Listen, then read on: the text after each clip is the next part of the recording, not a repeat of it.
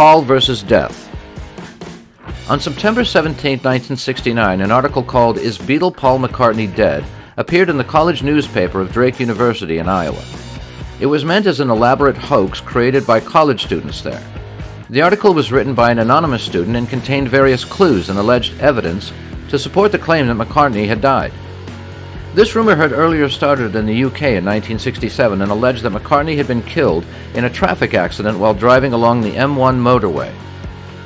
Shortly after the article's publication, a caller phoned a radio station in Detroit, WKNR-FM, and claimed to have found hidden messages in Beatles songs that hinted at McCartney's death.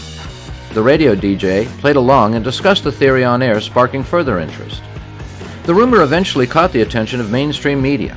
Radio stations, newspapers, and magazines picked up the story, fueling its widespread dissemination. The Beatles' management and McCartney himself dismissed the rumors, but the publicity surrounding the controversy persisted. Fans began scrutinizing Beatle album covers and songs, searching for hidden messages and clues. Some notable alleged clues included supposed messages found when playing certain songs backwards, symbolism on album covers, and analyzing their lyrics for hidden meanings. Supposedly the phrase "Turn Me On Dead Man" could be heard while playing Revolution 9 on the White Album, backwards. Or at the end of Strawberry Fields Forever, conspirator Son was saying "I've buried Paul" in slow motion.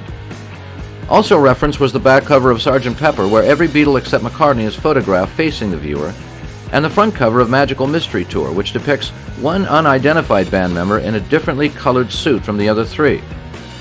On the cover of Abbey Road, a license plate on a VW reads 28 if, which fans took to mean that Paul would have been 28 if he was still alive.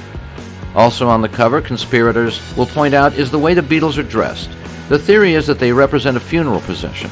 Ringo Starr is the congregation, George Harrison is the gravedigger, Paul is the barefoot corpse, and John Lennon the priest. The song Glass Onion on the White Album has John singing, "Well, here's another clue for you all, the walrus was Paul." This from a rumored idea that in Viking mythology the walrus symbolized death. On October 10, 1969, the Beatles' press officer Derek Taylor responded to the rumor, stating, "Recently we've been getting a flood of inquiries asking about reports that Paul is dead. We've been getting questions like that for years, of course, but in the past few weeks, we've been getting them at the office and home, night and day.